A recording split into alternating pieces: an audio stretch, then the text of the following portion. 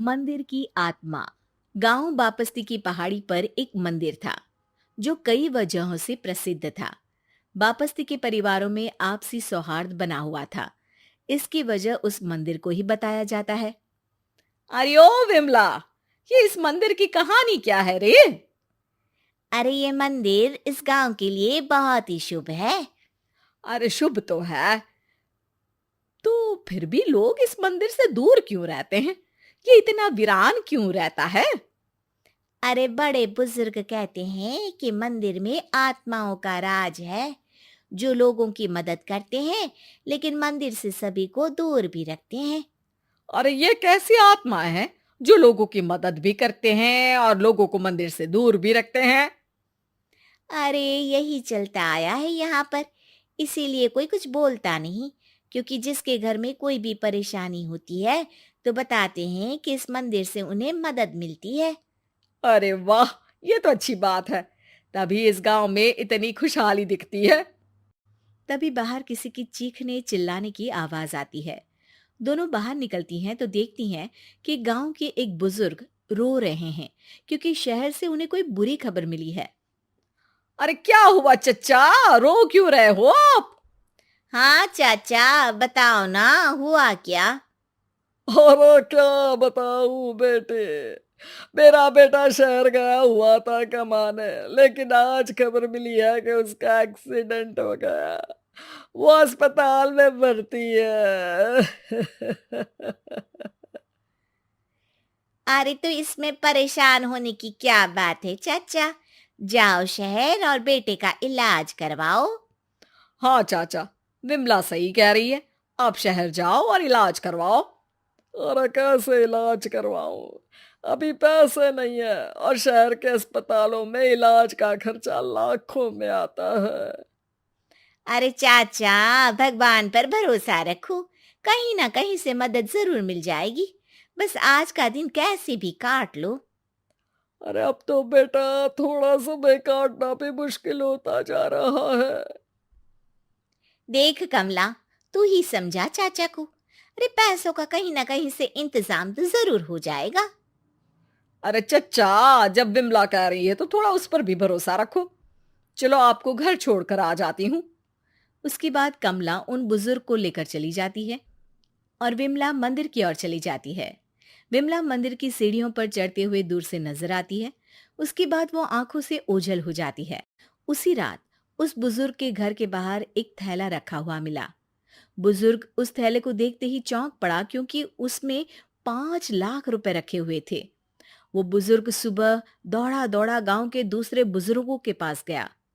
और मंगल भाई सुनो, मेरे घर के बाहर ये पैसों से भरा बैग रखा हुआ मिला है।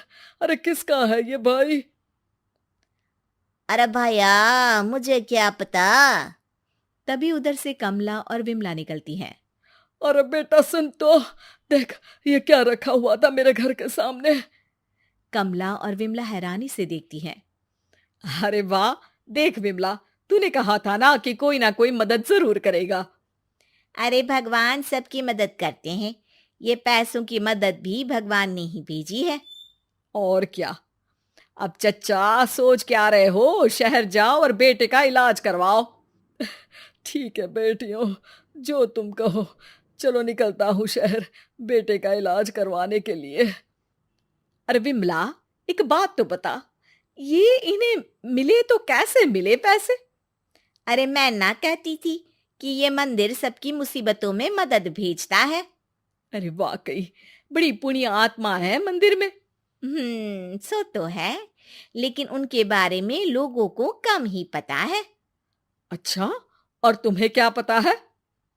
अ, जितना पता था वो तो बता दिया। ना रे ना, मैं नहीं मानती। तू कुछ तो छिपा रही है। अरे कुछ ना छिपा रही, जो पता था वो बता दिया। मंदिर से लोगों को मदद मिलती है, बस इतना ही पता है। ठीक है बाबा, अब नहीं पूछूंगी। इसके बाद उसी रात कमला चुपचाप अपने कमरे से निकलती है और मंदिर की ओर चल पड़ती है। कमला धीरे धीरे मंदिर के दरवाजे पर पहुंचती है। अंदर से हल्की हल्की रोशनी आ रही थी। इसके बाद जो वो देखती है वो हैरान रह जाती है। कमला इसके बाद तेजी से वापस लौट आती है। दूसरे दिन सुबह सुबह। अरे विमला, तू तो छिपी रुस्तम निकली। है? ऐसा क्या छिपा लिया मैंने? अरे तूने तो भनक ही नहीं लगने दी और चाचा की मदद भी कर दी। हैं? ये क्या कह रही हो? ऐसा कैसे कह सकती हो तुम? मैंने कोई मदद वदद नहीं की। अरे सब पता है मुझे, कल रात मैं गई थी मंदिर। तो क्या देखा? अरे तुम्हारा पति और कुछ लोग वहां दिखे।